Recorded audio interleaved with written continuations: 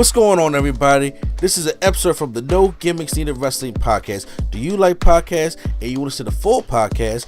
Make sure you check out the No Gimmicks Needed Wrestling podcast on all your podcast platforms, such as Apple Podcasts, Google Podcasts, Stitcher, Spotify, iHeartRadio, among many others. But you're listening to the episode right here on YouTube, so make sure you hit that like button and below, and make sure you hit the subscribe button to NC Studios and NC Level Up for all your gaming needs. This is the Nerd Coalition. Enjoy the show. But now you want to get to the shit. See, we gotta get back to the other side of the rainbow. You know what's funny? Where there is no gold at the end of it.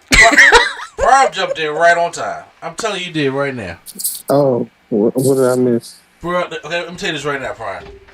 We just talked about Dark Side of the Ring. We just talked about Earthquake, because it wasn't a dark side of the ring. It was actually a really heartwarming story. I mean, it was very sad at the end of it, but it was. I thought you were gonna say it was a comedy. Ew. No, but but episode 2. Episode 2. They said, "Oh, I'm sorry." Okay. They was like, we primed you. We primed you. That was a very nice little intro now, you y'all had. want to know what Dark Side of the Ring? Let's tell you about the story of Buff Bagwell. Buff and the Bagwells. The Bagwells with an S. We say Prime. The Bagwells with an S.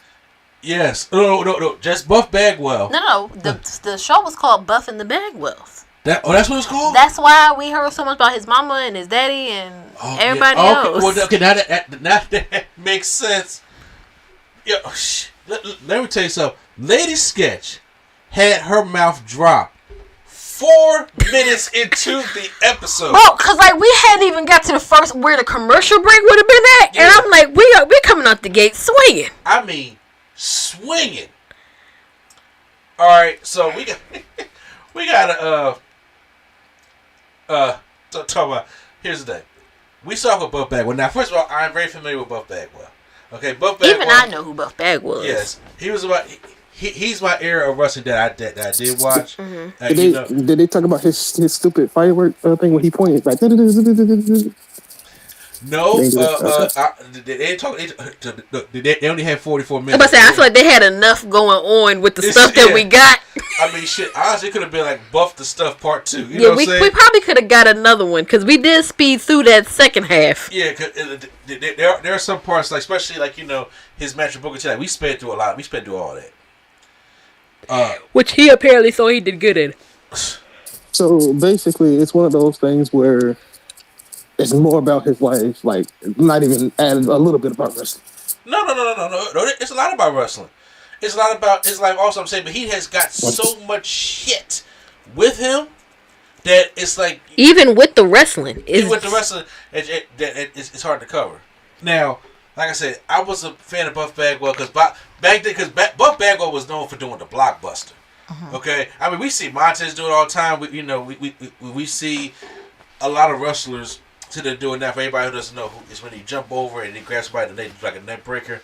I used to think that was such a cool move when Buff Bagwell used to do it, because that's what I most associated that move with. And of course the NWO and stuff like that. I do remember the American Males. I do remember that song. Yeah. I feel when Eric Bischoff was like, I'm mad that y'all brought that up because now that song's be stuck in my head, and I'm like, I get it. Yeah. American Males. Come on, bro. God. It's like, where do you even start? Because how did they start the episode? How about we start there? Well, first of all, Buff Bagwell was, actually his family was rich. And I didn't know that. Yeah. Like they were. Yeah. Okay. Past tense. His dad, lumber, right? Well, his dad was a drag racer first. Drag racer, yeah. And I'm presuming that must be where he got like his seed money or whatever, because they made sure to mention that. And then they said that they were like a huge lumber company, like multi-million-dollar lumber company, which is crazy. Yeah, you ain't fuck with Judy Bagwell. And that's his mama, obviously, on a forklift. So they ran this lumber company, and it was 3 of them, right? Yeah. It was 3 brothers. Did they say what the other 2 did? Because I feel like they mentioned them, and then that was it. Time. Okay. So then he decided he wanted to. No. he got out of high school and was a male stripper. Yes. I was like, okay. Well then. And he said, look, we were spoiled, but we wasn't spoiled rotten because their daddy was not only did they have the means to go do so, like their dad would come in when they're like high school proms like that and just toss them little bags of cocaine. Bags of coke. Where y'all going? Oh, we going out. Here's some coke. What? I was just like, hey yo, what's going on? Oh, and then this is the thing, the coke thing and the geese thing is why I was sitting there with my mouth open, and that was all within like 5 minutes of each other. So he said, along with all of them getting something they wanted, but still get a whooping if shit didn't go right, he said his dad had a bad temper, and especially when it came to playing poker and losing. And there's one game that they had where they was playing poker, and all of a sudden he lost, and he slammed that shit on the table. You just thought that was it. No.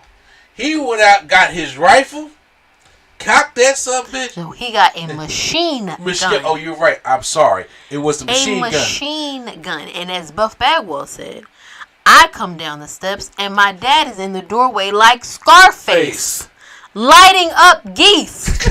What the fuck did this gander of geese do to you, sir? These geese just walked by talking about, hey, what's happening? How you doing? What the hell going on? Oh no! Like, bro, it said it was blood and feathers everywhere. He was just shooting shit up. He came running down the steps with his gun thinking something was happening. Yes. Like somebody was robbing him or something. Somebody had started shooting. It's his dad shooting geese because he's mad. Yikes. On motherfucking trikes. I'm like, bro, we not even 10 minutes in yet. What the hell? So, a lot of his anger and a lot of things that happened caused rift between Judy and his daddy. Mm-hmm. And there one night where him and Judy got in an argument, and I think this is when they were going broke. They lost their money because apparently they took out some loans. They couldn't pay back the loans, so everything started falling apart. And when they started going broke, they started arguing. Yeah. But go ahead. I'm sorry. Yeah. And also, for the way you said, Judy was saying that her Buff said his dad was yelling at her mom, especially when she was trying to leave. And when she was trying to leave, and then he got out his gun and said, if you leave, I'm going to shoot these tires. I'm going to shoot the tires. And he started. Now, he skipped this part, but Buff said he was on the mama. Like, he was beating on the mama. Yeah. He didn't say all that. I'm saying, but what Buff did. Buff was like, he was beating on my mom. So I went and got my 45. I said, sir, I want to make sure that's a large warning shot gun. I'm saying, I want to make sure all my kids is protected in their own house with me. So, like, bruh, that's a. So as ladies goes like, what in the Jason's lyrics? If y'all never see that movie, go watch it. So he starts. They go in the house and he said, "What you gonna do with that gun?" He runs. Don't choke. He runs. You is the greatest motherfucker. If you go see somebody, I'm not even cut you off. If you see somebody with a gun, and you say they say, "What you gonna do with that gun?" Man, and then go run for your pistol. So then he got his gun. They in the house arguing and going back and forth. And he like, what you gonna do? So he got the gun on Buff and his mama, the daddy. Yes. The daddy is still taunting him. And he said, oh, I guess he thought that he was in danger. My man started shooting like block. Like he shot his daddy. Yes. First of all, in the reenactment, it was a little bit funny because I have a horrible dark sense of humor. But my man got shot and cowered to the refrigerator, and she was still shooting. I was like, damn, all right, not. They shooting. He was like, he shot me in the arm. Then he showed him. He's like, you see these 2 scars right here? Yeah, I had to get stitches. They had to do a bone graft. This is how his daddy talk. I'm not being funny. That's how he sound. He said they had to get a bone graft off my hip, put it in here with a plate, and then they stitched it up. And he said he shot 4 more bullets at him. I'm just like, bruh, That's wild. That's some Jason Lyric's Marvin Gaye shit in reverse. Like, cause what's going on? What's going on in your house? So eventually, he said they didn't talk. This don't help the gun violence in America. No, this really don't. They didn't talk for a while, but he did say his dad said that he called him and admitted that he was 100% right in what he did, in protecting himself and his mother, and he shouldn't have reacted that way. Do you know how many men won't do that? They would never do that. They also probably wouldn't threaten to shoot out their wives' tires and beat on them, but yeah. You know. I'm just saying, because in passing the day, that episode Everybody Loves Raymond came on where Frank got fired, but he was too powerful to let everybody know that he said he retired. He went to paint the house yellow. Mm-hmm. Raymond didn't want the house yellow. And then he was just sitting there, because he's mad, and in that era. And I was just sitting like, No. I'm not finna, you're not finna have me bottling up anger and having an aneurysm or some shit. Yes. No. So, Buff ends up moving out with his high school sweetheart. Mm-hmm. Who he ended up cheating on? Bruh, and when I tell you, I don't know what Buff got going on, but this lady, she's still hung up on this man in 2024. Yeah, he got the stuff. Not according to Too Cold Scorpio. Oh, we go get to that. Because I swear, he probably laughed that loud when that part happened. So, Missy Hyatt. Did he fight him again? Did he fight somebody? Who? Too Cold. No, but we'll get to the point. We'll get to him shortly. Actually. So Missy Hyatt ended up discovering Buff Bagwell. Do you remember what New Jack used to call Missy Hyatt?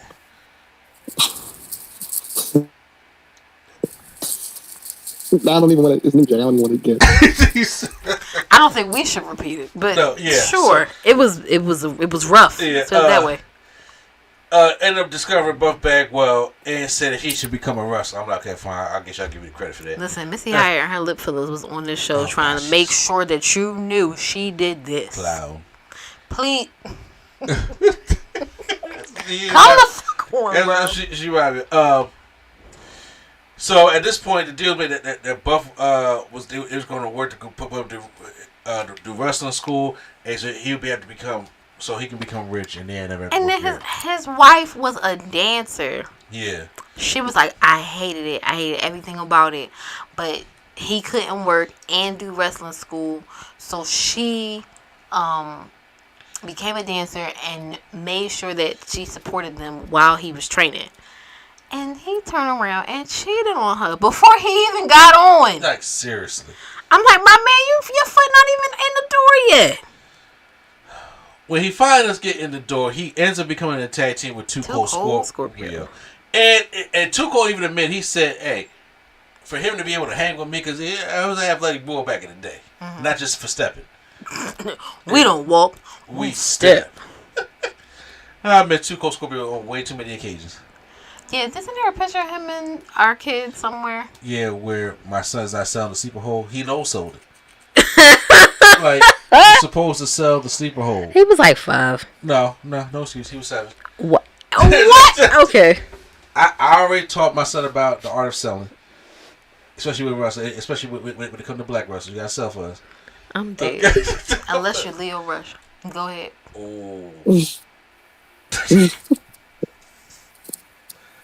Oh. But he was actually very successful with Too Cold Scorpio. They won Tag Team of the Year. They actually had, back when people actually cared about PW Insider Awards. Yeah. Then also they won the championship, so they were going good. They were doing pretty good. But he also and the Falling Down. Then he had other partners like the Patriot and Scotty Riggs. Scotty Riggs. When they became the American Males. American Males. Yeah, so they did that. But then they did an angle where Buff Bagwell turned on Scotty Riggs and joined the new NWO. Which was, the hot stable at the time.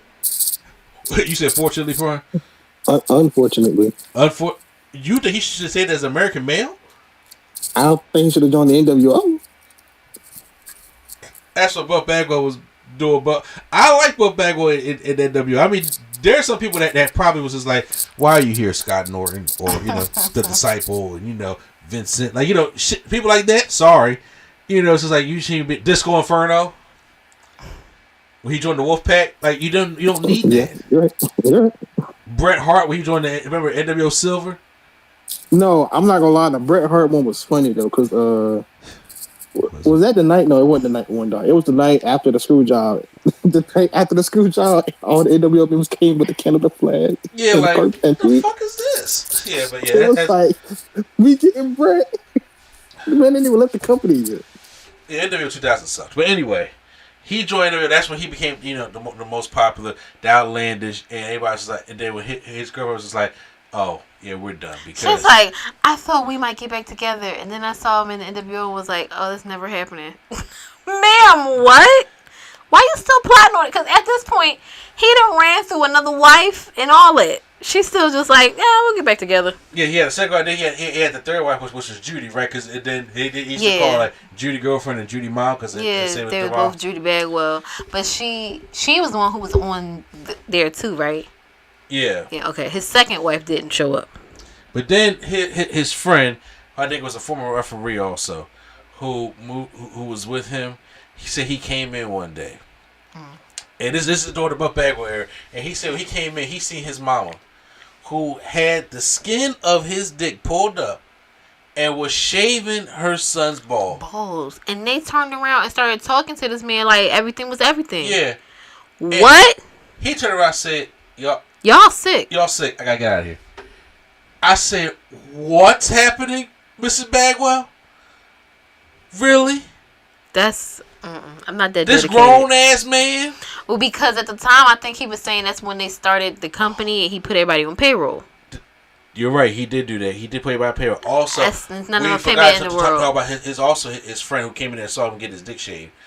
Was Buff was talking about his body. He was like, "Hey, my legs are small." Why he said buff the stuff? Yeah. Is that why he said buff the stuff? Yeah. Well, yeah. He ended up getting calf transplants. That's wild. And his legs hurt so much. Dang, he did the leg BBL? He did. Yeah. And the thighs don't match. Yeah.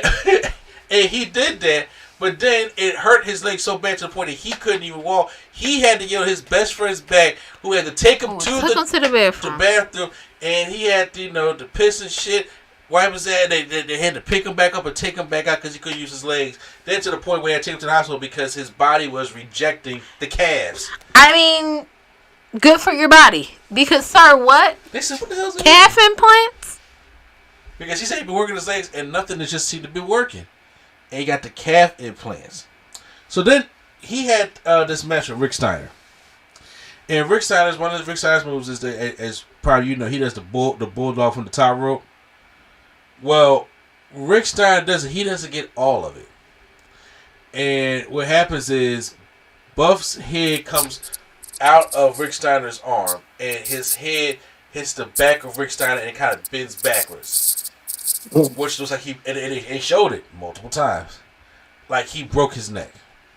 But he had like a bruised spinal column. And he couldn't move. They showed the footage every day. They had to stretch him out.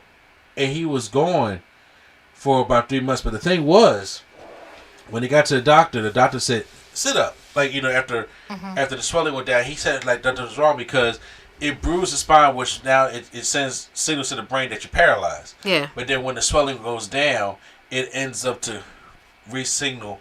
It's amazing how the fucking brain works. Right. You know what I'm saying? It's just amazing. So, he needed 2 places to fix the injury. Oh, I just seen it. Yeah. Yeah, you see how this like it kind of bit back a little bit, like Yeah, I mean it bit back because of Rick Steiner's like mass. So it's like that mass just right there, like damn, just fall into a wall. So while in injury, he needed pills to help him with the pain to help bring him up. He needed pills to help bring him back down. And then they said he was relying on him too much. Then he returns from injury, and then we really get his mama in there. Like they did the whole Judy Bagwell, the mom thing. This is Shelton Benjamin before Shelton Benjamin and his mama type thing. It was just way worse because Vince Russo was taking control of this. Because I will never forget the Judy Bagwell on a forklift match. Forklift. Which was just dumb. And WCW went under. Now, here's the thing. So, I remember when you was asking about this, Lacey, yesterday. So, this was Vince's original plan when he bought WCW. Yeah, because I was not familiar. Because he's apparently still delulu about it. He was just like, I didn't think it was a bad match. Yeah. And everybody after him was just like, that match was bad. So, like, what? This was Vince's original plan. Okay. When Vince McMahon bought WCW, you know, he saw like the competition kind of, right? This before the draft happened. So what they were going to do was they was going to turn Monday Night Raw into the WCW show. Oh, that match. Yeah, you remember that match, bro? Oh, that match was horrible, bro. That match, first of all, why would you put the fate of WCW in Buff Bagwell's hands? Damn. Oh, you know, because it was supposed to be, it's honestly, they was like, all right, this match goes well. We're going to do WCW on, I think, Monday. Then we're going to do WWE on Smackdown. When you say it like that, that sounds so fucked up. Because Monday was going to be the WCW show, and Thursday, when Smackdown would come on, that was going to be the WWE show. Mm-hmm. And that's how... separate them, actually separate the two companies, quote-unquote companies. I don't know, what they going to call it? What they gonna call it? WCW Nitro or WCW something, or they just gonna do? Yeah, I don't know if they're gonna keep the Nitro name because they had that ugly ass WCW logo. I hate that Invasion logo. I mean, they could have changed. They could have changed it. Yeah, they could have changed it. So they seen that match. They said absolutely not. We're not spending absolutely. So and like I said, bruh, can you imagine? Vince gave them. The WCW ramp, the logos, the stuff in the ring, everything was WCW for that main event. This was going to be the test to see how it was. They had because I was confused. I did see the WCW stuff. Yeah, they had all this. I'm gonna say that's probably Vince's fault. What was Vince's fault? Because why would you put him out there with Buff Bagwell? Why would you not put Booker T out there with somebody that you know Booker T about to have a great match with, and you don't put him out there with Buff the Stuff? Yeah. Buff the Stuff he still to this day thinks that nothing was wrong with that match. But now you say it like that, like the fate of WCW is in your hands. Yes. Damn. So, and now I see why you got fired. Okay. So the fans turned on the match. Ooh. And the match was not good because you know what makes you sound like, damn, Booker T was in that match. Booker T don't even deserve to be in that match because Booker T is not bad at all. But I'm just saying, but in that context, I guess he is. To the point where Kurt Angle and Stone Cold came out and beat the shit out of Buff Bagwell. Damn. And then Kurt Angle literally tossed him through the door out the building, and that was the last time you seen Buff Bagwell. Jesus Christ. And Vince said, nope, we ain't doing this WCW shit because obviously they suck. And honestly, but here's the thing. At that time, nobody came... Booker T and Diamond Dallas Page were the only biggest things that signed WWE. Mm-hmm. Nash, Hall, Goldberg, Flair, Sting, they didn't come over. Where'd they go? They sat at home and let the contract expire out. Oh. Yeah, because when they sat at home, they get paid all the money of their remaining contract. Exactly. That's crazy. So when I'm going to do the same thing. So yeah, I'm about to say when they all especially Hall and Nash. Yeah, all that money and Hogan. So that's why you start seeing all the WCW. That's why Goldberg came in 03. Hogan was gonna pull a Sasha Banks anyway. Yeah. Y'all come back. I'm coming back, y'all. That's wild, bro. But as Goldberg came in 2003, Mysterio came in 2002, then NWO came in 2002, Ric Flair came in 2001. Sting said, I was going to come in 2002, but nah, I want the TNA instead. But when their conscience was up, that's when you start seeing more of the WCW people start coming in. And that's when, and I'm saying, hey, look, it was universally paying, and that whole WCW idea. Universally, except for Buff Bagwell. And probably Judy. So, when that happened, because they also talk about the fight that he had backstage with Shane Helms in the training session. Where Shane Helms said, well, you know, at least I'm not a drug addict. And then Buff, he said, I gave him the Bagwell slap. You know. First of all, I was just like, I thought he was about to be like, so I do this slap 3 different ways and it knocks you out. It was really just an open hand slap across the face. What? To assert dominance, and then Shane Helms he said he took. He should have told him to pick his hand. Shane Helms grabbed the frozen water bottle and crashed it right on the back of Buff Bagwell's Whack it on the back of the head. And then he said that he was fired. Okay, He says that was the reason he was fired, not because the match was shitty. He was like, I had to go into... Okay, this is why I think he said he had a good match. He's like, I had to go to the hospital. I had my own doctor check it out. And they had staples, like, was it 25 staples or something like that? Or 12. Something. It was something wild. It was a double-digit number of staples that he had to go and color in with a Sharpie because he didn't want anybody to see the staples in his head that night. And he thinks he had a good match, I guess, relative to that incident happening. What?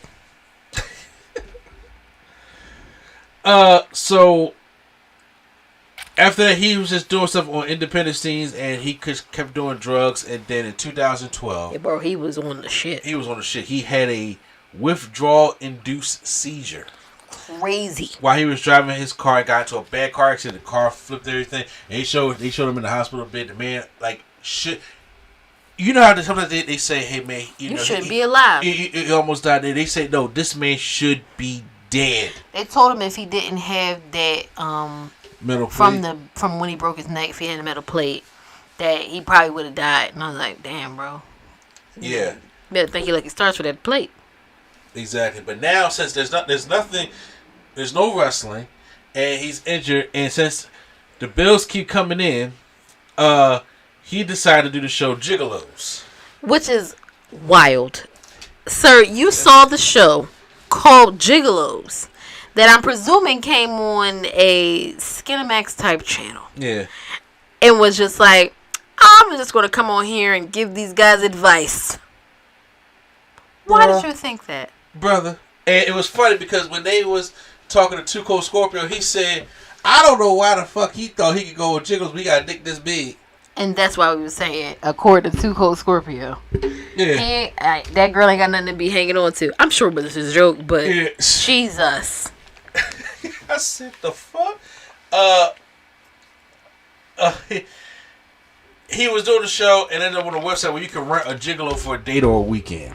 Okay, no. Yeah. Back up a little bit. Okay. He was doing a show. Yeah. And then he gets there and realizes, quote unquote, that this is more than he bargained for because he didn't think he signed up for this. They wanted him to go in there and do a soft porn scene. Yeah. I'm sorry. Are we allowed to say that word? Yeah. He did a soft core porn scene with this lady who, if this is what the lady really looked like, I can see why he was just like, look, I don't want to bang my auntie. What am I do? Yeah. So he gave her the gummy worm. And he said, hey, I got no blood They down here. didn't actually have sex, apparently. They just made it look like they had sex. And then he went to the director afterwards, like, man, I'm sorry. I couldn't do it. I couldn't really. He said, you're not supposed to. Again, who was communicating on this set? Nobody. Apparently the dicks. So then he called his wife and told her, and she was, of course, none too pleased. And then it got just escalated and got worse because he ended up on an actual Gigolo website. Sir, what? But then once again, Judy leaves him, and now he's at rock bottom. No. What I miss? Judy didn't just leave him. He got mixed up with one of them rich ladies who called him to be a gigolo. That's right. And he pulled a J. Cole, was like, you call your girl and be like, it was good. Yeah. And then you hang up and you fuck Joan and never go home again. So, yeah. He called her and was like, listen, I'm in love and she got the ducats. Yeah, so, she got the money. So, peace. Yeah. Send my shit to this P.O. No, he left her. Why would you trust somebody to send your shit somewhere? You know, so that's not happening. I know. He left her for that rich lady. And then they did ask, Judy's like, is he still with her? He's like, nope. I thought you blew up your marriage. And he was like, if I had to do it again, then I would have stayed with Judy and blah, blah, blah. Bruh. No. I got a question. Yeah. Y'all keep saying Judy. His wife, his third wife. Yeah, his third wife was named Judy. So his wife got the same name as his mama? Exactly. Yes. They used to call her like Judy wife or Judy mama. I can't. I'm not doing that. Weird, right? Yeah, he said no. So after, I'm not. All right, unfortunately, I'm not doing the same name. I'm not doing the same last name. They got the same last name as me. I'm not. I don't know. Ain't no telling who you could be related to. Even though the world is big, I'm still not trusting it. I feel you. Same. And it was funny. No, it wasn't funny. His mother ended up having Alzheimer's, and she passed away. Yeah, she ended up having Alzheimer's. She's been going for, when did they say she passed? I can't remember the year. God, was it? Because we started speeding through at the end. Yeah. So he's really bad off. So you know he's still kind of bad off, like as of right now. Yeah. But do you know who helped him get back on track? Prime. Oh, I know this story. DDP. Yeah, DDP out here saving lives. Well. He helped him, and then he left. I think he had a relapse. Never mind. I'll let y'all test him. I know he had something to do with it. And he was like, "I'm no longer watching after Buff Bagwell." I don't know what DDP does, but he literally, I'm not exaggerating, brings people back to life. Because Jake Roberts and Scott Hall it wasn't even on death's door. It's like you see the door closed with the one foot sticking out. You're like, got it, come back out, because that's where they was at. And he not only did he help Buff Bagwell, he went and called his friend Scotty Riggs, who was even worse of living in his car. He said Scotty Riggs said I was a day and a half away from putting the bullet in my chest. That's crazy. Yikes. That's nuts. Look, to be that low and ready to take it all, and once again, DDP just says, "Life. I'm gonna bring you back to life." This DDP yoga must be insane. Yeah, like what's in the yoga? What's the ingredients in that yoga? I don't think it's DDP yoga. I just think it's like the brotherhood that he showed. Like he probably had patience with them. I can see and that. Plus they live at his house, so he do the my house my rules thing. So that's it. Look, but I think Jake still lives with him. It probably, but look, Booker T even said this about DDP Yoga. He said, "I'm not surprised Dallas turned out to be the guy he is today. I give Dallas so much credit, but I give the guys a lot of credit too. That program is not easy. Dallas gave me a DVD set, and I did it one time with an exclamation point. You got to be 100% dedicated." So, shit. Yeah, you're doing something right. But, man, when I tell you that was... I mean, out of all people, though, I think DDP is the most believable. Didn't he start wrestling at like 40? 35. Because, 35, so I'm saying, like, he started... Yeah. His biography came on tonight, too, by the way. Who? On A&E biography, DDP's. Oh. I did not know that. But yeah, he brought him back. But he still was out here wilding out because he got into another car accident, he said, in 2020? Yeah. Another car accident in 2020. It's just like, I'm shocked that I didn't kill anybody. Sir, what? Okay. All right, Sonny.